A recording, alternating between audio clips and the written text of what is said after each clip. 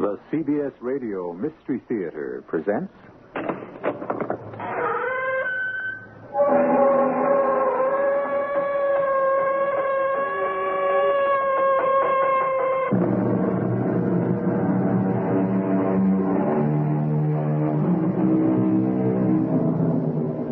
Come in.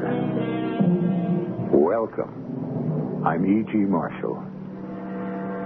Wickedness, said Ben Jonson, is always easier than virtue, for it takes the shortcut to everything. But that's only one kind of wickedness, the quick, open, obvious wickedness, like snatching a purse. There's another kind of wickedness, the slow, scheming, devious wickedness that silently coils on itself like some gigantic serpent and waits with infinite patience for exactly the right moment to strike. You wouldn't commit murder. Why not?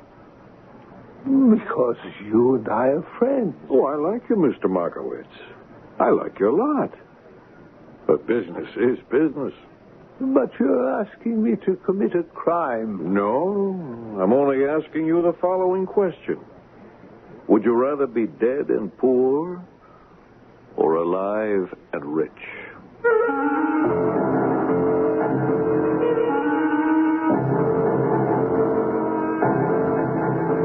Our mystery drama, The High Priest, was written especially for the Mystery Theater by Sam Dan and stars Robert Dryden. It is sponsored in part by True Value Hardware Stores and Buick Motor Division. I'll be back shortly with Act One.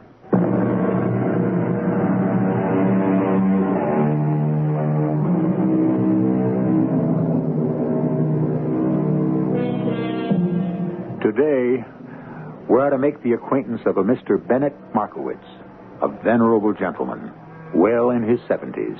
Mr. Markowitz is very tall, very thin, with long white hair, a flowing white beard, and piercing black eyes. He looks, for all the world, like a prophet out of the Old Testament. However, he is actually an authority on art, specifically the paintings of Rembrandt. Bennett Markowitz is more than just an authority. Somehow, somewhere within him seems to be the spirit of Rembrandt. As you know, Rembrandt painted many biblical characters, and so many of his models were the humble Jewish people of the Amsterdam ghetto. But enough. If you wanted a lecture on art, you would have gone to a museum. You tune us in for murder. And do we ever disappoint you? At 4:30 on Friday afternoon, November 18th this year, Mr. Martin J. Hollenbeck rang the bell of the premises of 598 East 54th. Mr. Hollenbeck. Well, it's 4:30, Miss O'Neill, and here I am right on the button, primed and ready for the verdict. Well, won't you have a chair? Thank you. Yes, there is the painting set up on the easel. Aaron, High Priest of Israel. Oh, how those eyes seem to bore into your very soul. Oh, Mr. Hollenbeck is here, Mr. Markowitz. No one could do eyes like Rembrandt. You know, I get chills just looking at that painting. Has Mr. Markowitz arrived at his decision? I believe he has. Oh, and what do you suppose it is? That's for Mr. Markowitz to say. Mr. Hollenbeck. Good day, Mr. Markowitz. Good of you to come. Mr. Markowitz, I must know immediately, for better or for worse, the painting. Oh, yes, the painting. The painting you have brought to me, which purports to be Aaron, High Priest of Israel, by Rembrandt von Rijn. Really? Purports to be? The painting is a fake. Oh, no, sir. The most unique fake I have ever seen. But Mr. Markowitz... It is the work of a genius, but it is not a work of Rembrandt. But the style, the shadows, the light, and the paint and the canvas, authenticated by carbon tested to be over 350 years old. No, these things can be faked if one is clever enough. Who is the artist, Mr. Hollenbeck? What do you mean, who is the artist? He's Rembrandt. No, there are so many things out of joint in this painting, Mr. Hollenbeck. We shall start with the trivial and proceed to the serious. The breastplate ornament of the high priest. It should have 12 precious stones to represent the 12 tribes of Israel. There are only 10. Rembrandt was a serious scholar. Well, 2 of the tribes were lost. Not when Aaron was the high priest. Now, the face on the left. It's Ephraim Bonus, who was also painted by Rembrandt. Yes, but it's a known fact that Rembrandt used actual people in the Amsterdam ghetto as his models. Not Mr. Bonus, who was a wealthy merchant. It's as if this artist devoured a host of details from scores of Rembrandt paintings and set them down. However, I might still accept it as a Rembrandt, were it not for one thing. Oh, yes? A painting is more than form and line and color arranged on canvas. A painting that lives has something above and beyond all that. It has the breath of life, the spirit that the artist has breathed into it. But surely there's spirit in this painting? Yes, of course. But it is not the spirit of Rembrandt. The spirit which animates each artist's work is so uniquely his own. You see the things I have in this room? It was not necessary for Franz Haus to sign that portrait. We know, beyond the shadow of a doubt, that this dish was created by Cellini. On another level, this beautifully embossed matched set of pistols embodies the spirit of Hans Rasmussen. Mr. Markowitz, it's almost sundown. Well, no. Yeah, but thank you. Mr. Hollenbeck, I fear I can only reiterate my statement. This painting is not the work of Rembrandt. Well, perhaps, but... I'm also sorry that I must terminate our discussion. The Sabbath is about to begin, and it is not permitted to do or even to talk about business. The Sabbath? I'm an Orthodox Jew. I fear we have nothing more to talk about.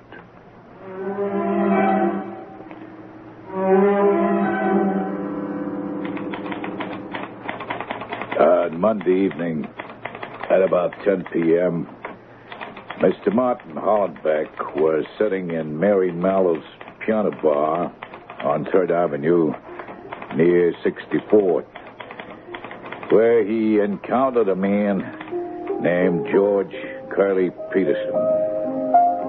Hello there, Holly. Oh, do I know you? You look at this bald head and you don't remember me? Why, it's Curly. Curly Peterson. Hey, that's right, Curly.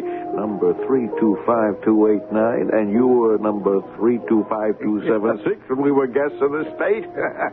I never forget a number. What are you doing there, Curly? Oh, listen, that.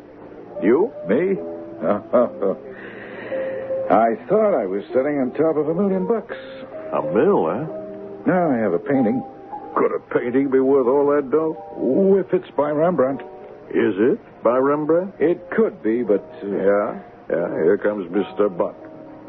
Yeah, I'm going to lose out. Well, maybe you had no business in the fine arts dodge anyhow. Why not? I prepared myself. Oh, yeah? Well, I took courses. I went to adult education classes. I studied speech, diction, so I wouldn't sound like some illiterate mug. And art appreciation. Go ahead, ask me any question on the Renaissance. I wouldn't know where to begin. Well, I picked up all the basics, believe me, the patter, and, well, beyond that, it's every man for himself. Yeah, sounds to me like you set the pitch a no-hitter. No, I'm going to be knocked out of the box. Deal me in. I'll make it work. Ah, Curly, nobody can make it work. Come on, fill me in. Go back to ground zero. Ground zero. Okay, we have to start with the nut. Who's the nut? Oh, that's what I asked Gracie Petrosky one night. We're sitting around her apartment. Who's the nut? Holly, look at this $10 bill. What about it? Real? Oh, yeah. You sure? Let me really look. And? Yeah, it's on the level. It's queer. What? Hey, this is quality. Who's got him? It's a fortune. How much is there? This 110 spot is all there is. Oh, no. The last of the Mohicans. The plate was engraved for a friend of mine. But before he could get into production, the feds were tipped. They bagged him and destroyed the plate. You know, that plate was a work of art. I know the guy that designed the plate. Who is he? The nut from Bakerville. Who? He's a nut and he lives in Bakerville, Iowa. Well, would he make another plate? We could go there and ask. Have you got his address? Address? It's a broken down farm in the middle of no place. No, Mr. Allenbeck. I am not engaged in engraving at this time. But your plates could make us a fortune. Money holds no interest for me. You see, I'm a nihilist. A what? Nihilism. The word was coined by Turgenev. Oh, yeah, but I would like to make... Nihilism is a desire to overthrow not just the government, but all organized forms of society. And I am intent on destroying art. Well, yes, sure, but... The art establishment, the tyrannical, dictatorial art establishment. This self-appointed elite that strangles all creativity. Look, just let me explain to you how we could go... Expose them, lay bare their obscene corruption. You see? Now, look here. See what I have just finished. Yeah, what have you just finished? This canvas. It's a masterwork. This is a Rembrandt. Rembrandt? Where would you get a... Where? Fool, I painted it. Well, if you painted it, then it can't I be shall convince the establishment that it is. It is. I am the greatest painter who ever lived. Okay, if you're that great, why don't you sell your own? Oh, there's a lot against me. A conspiracy. My life is in danger. Oh, yeah, yes. Is that a fact? Oh, they all hate me. Hate and fear me. All the other so-called artists. Because my work puts theirs to shame. Well, I can paint in any style. Rembrandt, Titian, El Greco, Michelangelo. There's a fortune. Fortune. That's the only word you know. I'll bring this painting, this Rembrandt, that I have titled Aaron, High Priest of Israel, to the attention of the art world, and it will be hailed as a genuine Rembrandt. You sure of that? Oh, it has to be. Look. Well, I will be offered millions for it. And then, when they have committed themselves, these thieving parasites, I shall laugh in their faces. Yeah, but why not just take the money and have a quiet laugh? No, money is evil. And that's the painting you're trying to fob off? That's the painting. Well, how'd you get rid of the nut? Oh, he died. I didn't know you were a muscle guy, Holly. Oh, no. It was an accident. Then what happened?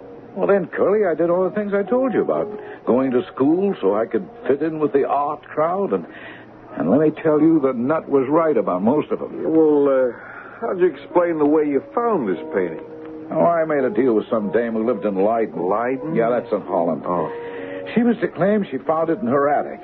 And then I just happened to come along. And how would she know it was a genuine Rembrandt? So she sold it to me for $2,000. Well, where do we stand right now? Oh, you got a lot of experts in Europe, and they all say, well, yes, perhaps, maybe it could be. But before they'll jump, they're waiting for one man. Who? A certain Mr. Bennett Markowitz. Okay. When do we go up against Mr. Markowitz? Oh, I've already been there. And? He said no, which means the ball game's over. What? Just because one solitary guy says no? He's the expert. You mean you just went in to see him cold? What else could I do? You didn't offer him a piece?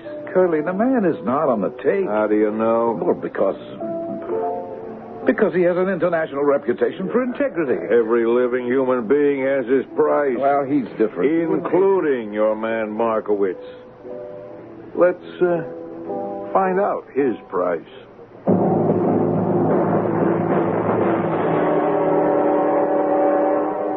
Does every man have his price? In the end, can it be said that people may be bought and sold, just like any other commodity? Or can it be said of certain human beings that they are incorruptible? I don't know. I just pose the question. Maybe we get the answer in Act 2.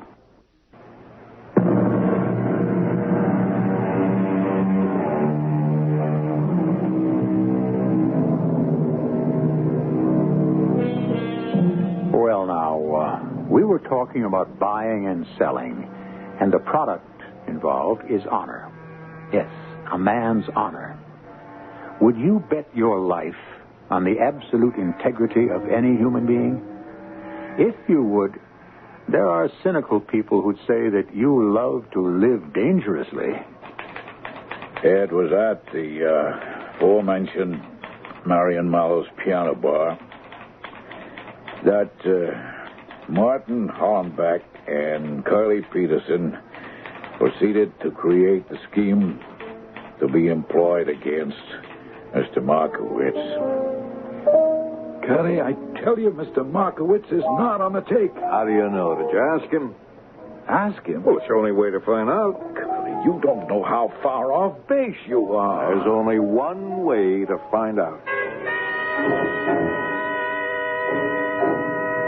I do not wish to seem inhospitable, Mr. Hollenbeck, but I did say my final word on the subject last week.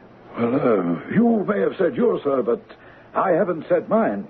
Oh? Now consider one single word from you. That small but unbelievably powerful word, yes. And Aaron, High Priest of Israel, will be accepted as a genuine Rembrandt. Oh, you overestimate my influence. One word from you, sir, and a painted canvas worth perhaps several $100 as a curiosity becomes valued at several million as a masterpiece.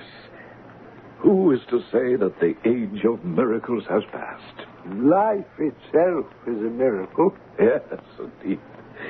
And may I propose an arrangement?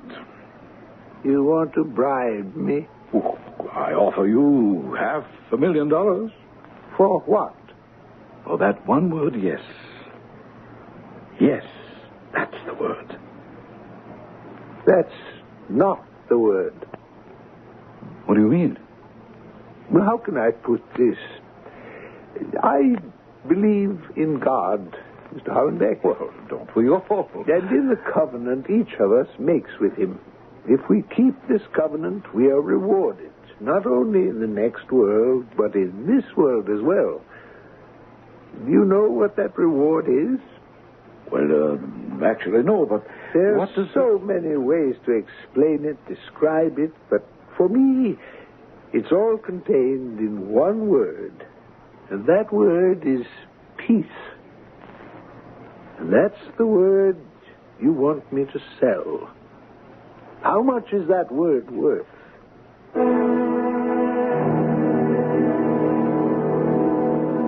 I told you Curly is not for sale. Okay. What else do we know about him? What else? I'm looking for a way to get at this guy. Get at him? How? Well, who else was there? Well, the secretary. What's her name? Miss O'Neill. Miss. I mean, she's not married. What does she look like? I don't know. You were there. You saw the dame. What do you mean you don't know? Well, since she's not the kind I'd want to make a pass at, I didn't really notice. So she's not the kind guys want to make a pass at. Well, we may have something. How old? Well, she could be 40. Miss O'Neill, huh? I wonder what I could get out of Miss O'Neill.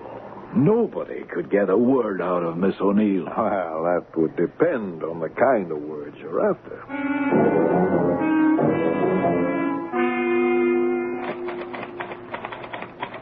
At noontime Monday, November 28th, George Curly Peterson rang the bell of the Markowitz establishment and thus became an active participant in the conspiracy.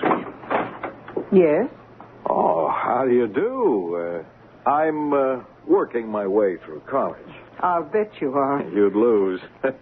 I'm really trying to raise money to take a girl out tonight. Well, that's better. I'm selling these vacuum cleaners. We have a vacuum cleaner. Oh, you shouldn't have said that. You should have let me in and had your rugs cleaned free of charge. Oh, I don't believe in leading gentlemen on. Oh, but I'm no gentleman. Huh? What are you? A seducer. Is that a fact? Of girls who are young, innocent, and pretty. Oh, well, I'm safe.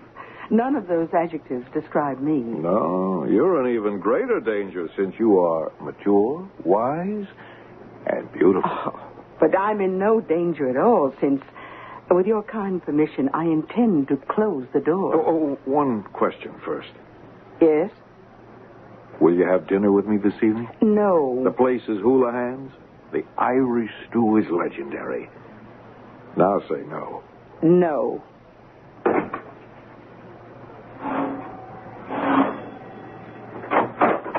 I forgot to tell you the address. The answer is still no. 9th, near 23rd, in case you should change your mind.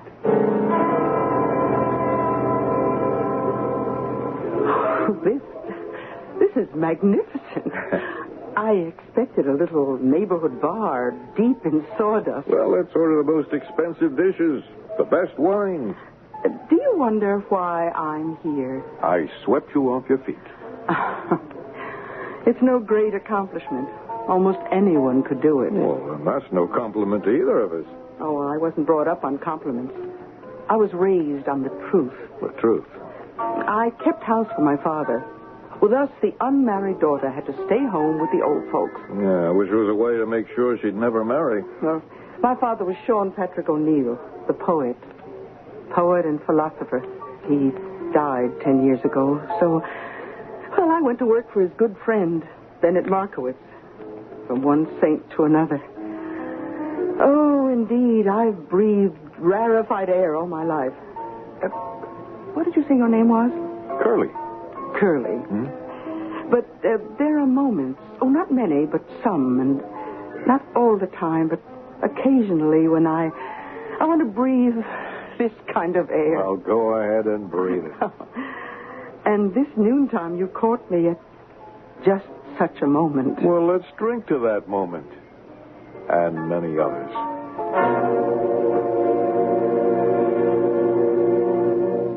I'm very happy for you, Maggie. Oh, isn't he wonderful? He knows nothing at all of poetry or painting or philosophy. Well, I can learn. You do, and you'll have seen the last of me. Well, maybe it's too late. It's never too late to learn some of the greatest philosophy in the world. And now, Bennett, you're going to get started and spoil it for us. It's also the shortest philosophy. How short? One of the great sages was once challenged to recite the wisdom of the Talmud while standing on one foot. Oh, such a challenge would be more fitting for an acrobat. Well, he did it. He said it all comes down to this. Do unto others as you would have others do unto you. You mean that's all there is to philosophy? That's the kernel. Everything else forms the shell. Oh, excuse me. Hello? Yes? Who? Oh, are you sure? Well, yes, I suppose it must be true. No, I'll tell her myself. Thank you. I would assume that we have received bad news, my dear. Oh, Mr. Markowitz, this is awful. I don't know what to say. That was Mr. McHugh from the island. Oh, I hope there's nothing wrong with his cottage. Everything's wrong. It burned down. Oh. Something about the electrical circuits. Oh, that's That's too bad. Oh, is that all you can say? Mr. Markowitz spends a week alone at the Q's seashore cottage every year. In December? It's a time for solitude and communion with the sea and the sky. Well, does Mr. McHugh have another accommodation? Nothing with heat, or as he puts it, winterized. Oh, Mr. Markowitz, I know how disappointed you must be. It is said man appoints, God disappoints, and for his own purpose. Perhaps it was ordained that I should not spend my week at the shore this year. Oh, I know you're putting on a good face. Would you mind if I say something? You talk about something being ordained. Well, maybe it was ordained that I should meet Maggie for a lot of reasons. And one of them is that I would be here when you got that phone call. Now, what are you saying? Well, don't you see? Mr. Markowitz, I could be talking out of turn, but would you maybe consider spending a week out at my place? Your place? Well, I have this cottage on the South Shore, right on the beach. Oh, well, I couldn't impose. It's just what you want. It belonged to my folks, and they died. I never used it. There's just an old fellow up there, old Frank. He takes care of the place. And it just goes to waste. Is there any reason why you shouldn't go? You want me to rent a beach cottage out on the South Shore? Why? Because Mr. Markowitz is going to spend a week by himself communing at the shore. He will return home, and he's going to invite some critics and other highbrows to his place, where he will make the following announcement.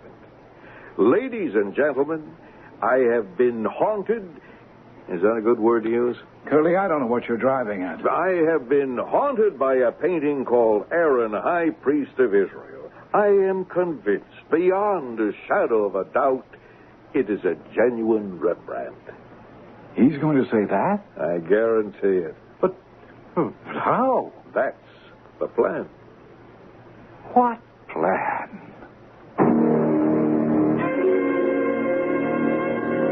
What plan, indeed? We have seen that bribery is futile. Muscle? We'd be inclined to doubt its effectiveness in this type of situation. And yet, Curly, who is apparently an extremely resourceful gentleman, seems supremely confident. What is the plan? Well, you know perfectly well you'll have to wait for Act 3.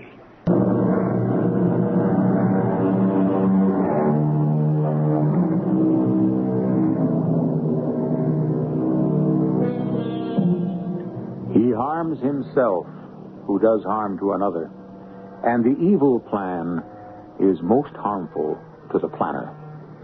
Perhaps. Another way to put it is, you can't get away with murder. But unfortunately, there are those who obviously do.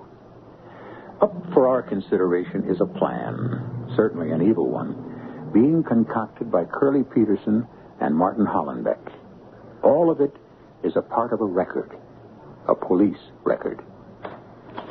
On December 15th, the perpetrators, Hollenbeck and Peterson, met in Peterson's apartment to plan the next stage of the plot against Bennett Markowitz. Here, for the first time, we meet the third member of the group, Mr. Frank Leroy. You mean Markowitz is going to come back from the shore and say the painting is a Rembrandt? Absolutely. Well, you've got to show me how. Sit still for a moment. Won't you come in, sir? What? Why, it's Mr. Markowitz. Sir, See? It works. I don't understand. Suppose I said, I know a guy who could be the spitting image of Bennett Markowitz. You'd say, it's impossible. It won't work. But you see, I spring him on you, and you just naturally accept it. You mean this isn't... Suppose I said to you, remember a pen pal of ours who used to be an old-time matinee star and was doing 30 years for killing his wife? No, wait a minute, Suppose I said to you, we could get Frank Leroy to impersonate Bennett Markowitz.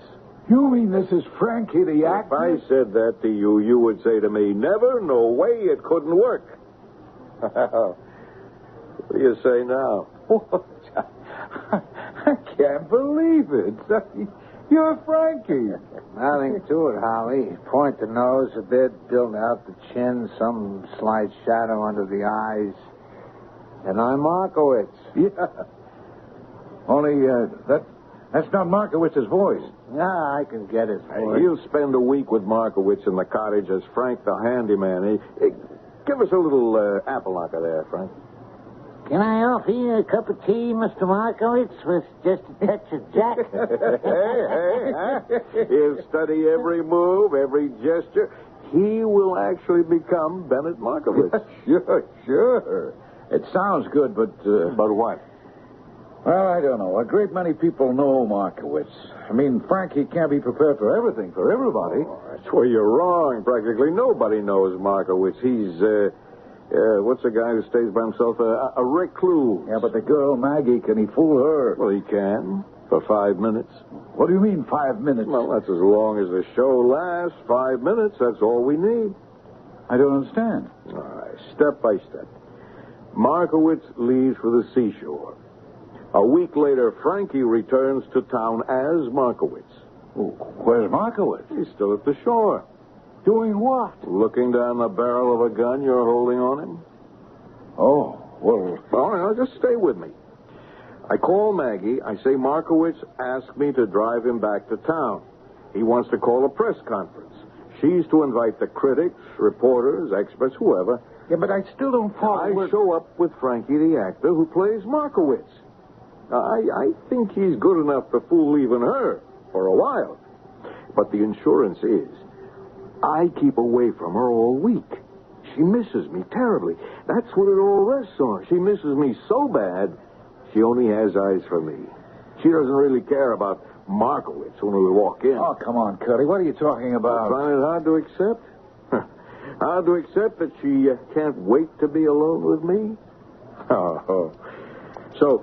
Frankie here, as Markowitz, makes the announcement, and he's very tired, wants to retire, wants to go back to the seashore and commune some more with wild and savage nature. He exits, and he's never seen alive again. What do you mean? Well, a couple days later, Frank the handyman is in a state. He warned old Bennett Markowitz to keep away from the boat, even though the sea may look calm. Sudden squalls spring up. Well, boat is found, drifting, empty, and later on, poor Mr. Markowitz's body is found washed up on the shore. Yeah. We have to kill him. If he lives, you'll blow the whistle. Such a nice old guy. Yeah, how much longer could he last, anyhow?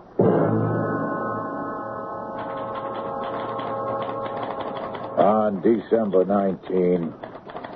Martin Hollenbeck rented a cottage from Goya Realty in Corset, Suffolk County, Long Island.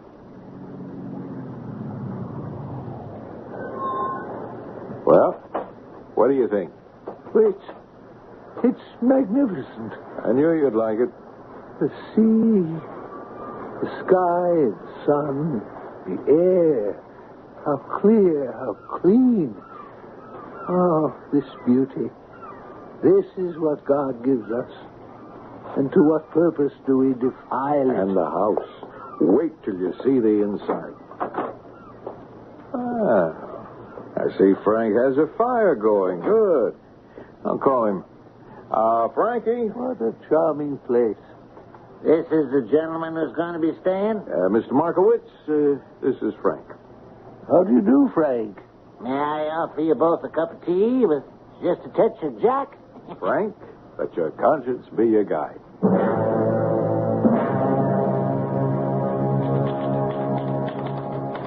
Late that afternoon, Caddy Peterson returned to the city. 4 days later, he came back to the cottage to check out the progress of the plan. Mr. Markowitz, are you home? Be with you in a moment, Curly. How do you like me as Markowitz? Frank, then it was you who just answered me? Yes. I cannot tell a lie. It was I. Where is Markowitz? Out somewhere, communing with nature. He's having a great time. Yeah, but when you said, be with you in a moment, Curly, Frank, I could have bet my life. What can I say? I'm the old master. You got him. Perfectly. If only you knew how perfectly. He's got that slight upward inflection. He speaks in balanced phrases. Sometimes it's as if he's had a conversation with himself. He asks questions and answers them.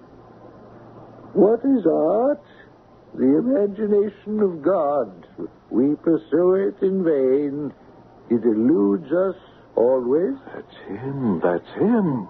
Frank, I look, I listen, I get chills. That's the secret of acting. Art, acting, philosophy. What's a mug like me doing on such an intellectual caper? Cayley, you're the brains.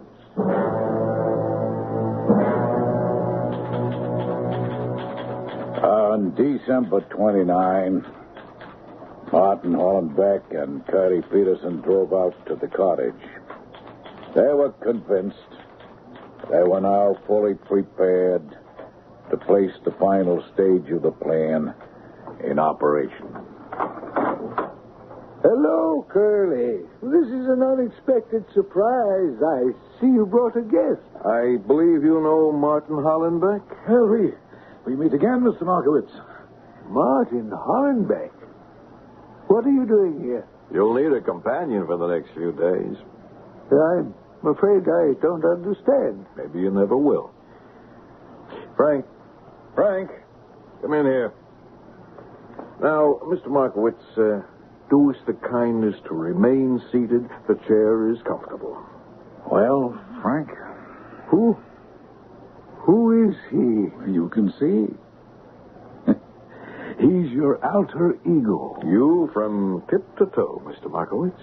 Ah, I see. Oh, now, Mr. Markowitz, you haven't seen anything yet.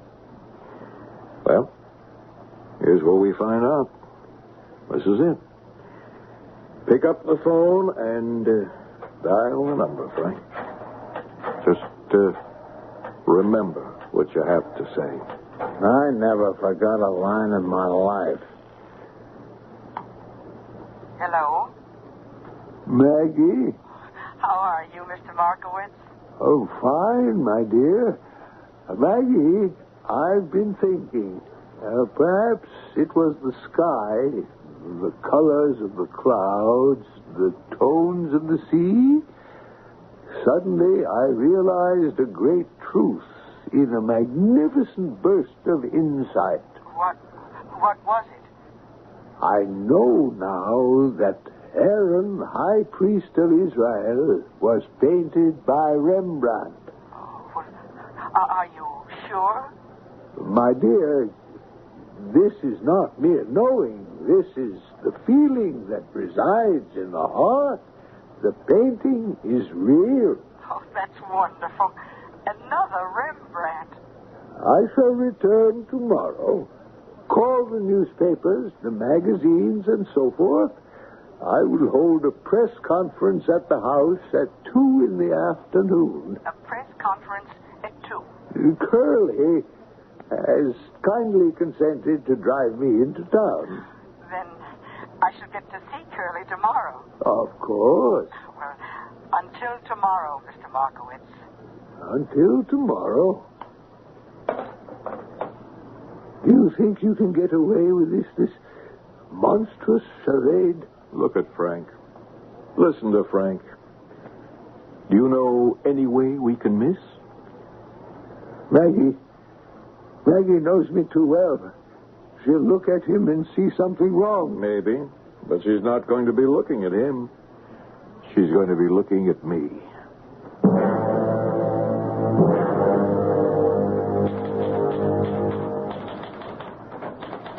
1:45 on the 28th. Frank Leroy, perfectly disguised as Bennett Markowitz, accompanied by Curly Peterson, drove up to the Markowitz house. My dear, have you notified the press? Yes, Mr. Markowitz. They'll be here. Curly. How have you been, baby? Oh, lonesome. Maggie, my dear, do you suppose I might have a small glass of wine? Oh, of course. I'll be right back. Well, Fantastic. She bought you? is there ever any doubt? Oh, this crazy scheme, it's going to work. We'll be worth millions. And so, therefore, ladies and gentlemen of the press, there is no doubt in my mind that Aaron, High Priest of Israel, is an authentic Rembrandt. Ladies and gentlemen, if you will excuse Mr. Markowitz for the present, I'm sure you understand. Oh, yeah.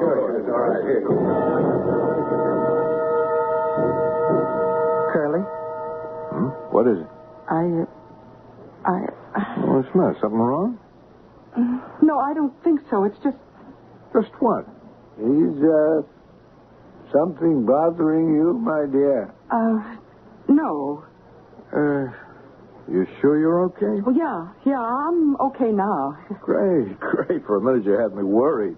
Mr. Markowitz, while you were gone, a man called about those Rasmussen pistols. Yes? He wanted to know if they were in working order. And, what did you tell him? Oh, that they worked perfectly, and I even put cartridges in them. Oh, they work. Look at the ceiling. Maggie, what the... Now that you know these pistols are loaded, raise your hands. Maggie, have you taken leave of Keep your mouth shut and your hands up while I call the police.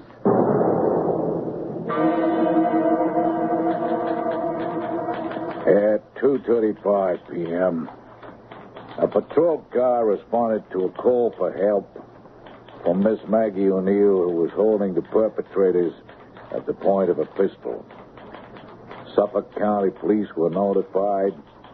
Mr. Bennett Markowitz was released, and the perpetrator, Holland Beck, taken into custody.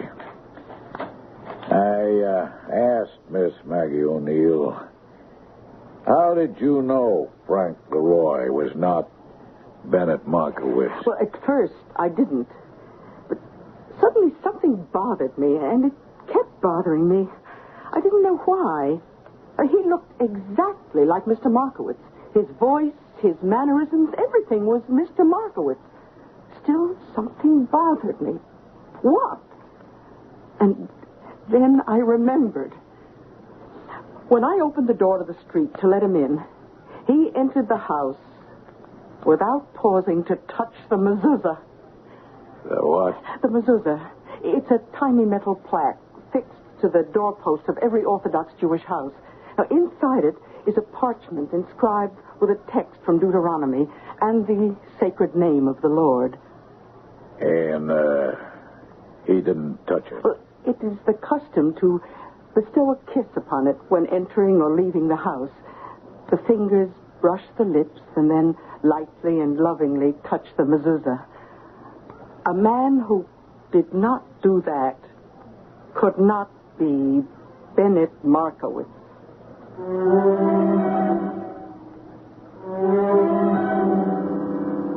And so it is with every counterfeit. No matter how careful and competent the forger, he must make his mistake. Because all he can hope to capture is the substance. It's the shadow, the all-important shadow that always must elude him. I shall return shortly.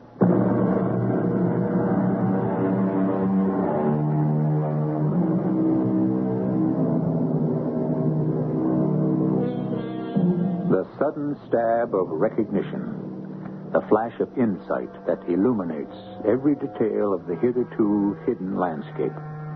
This is how a complex plan was revealed to Curly Peterson. The absence of a familiar routine gesture. This is how a truth was revealed to Maggie O'Neill. I understand that Curly was only sent up for 10 years. He writes to Maggie every day, and she returns his letters unopened. Our cast included Robert Dryden, Bryna Rayburn, Ian Martin, and William Griffiths. The entire production was under the direction of Hyman Brown. This is E.G. Marshall inviting you to return to our Mystery Theater for another adventure in the macabre. Until next time, pleasant dreams.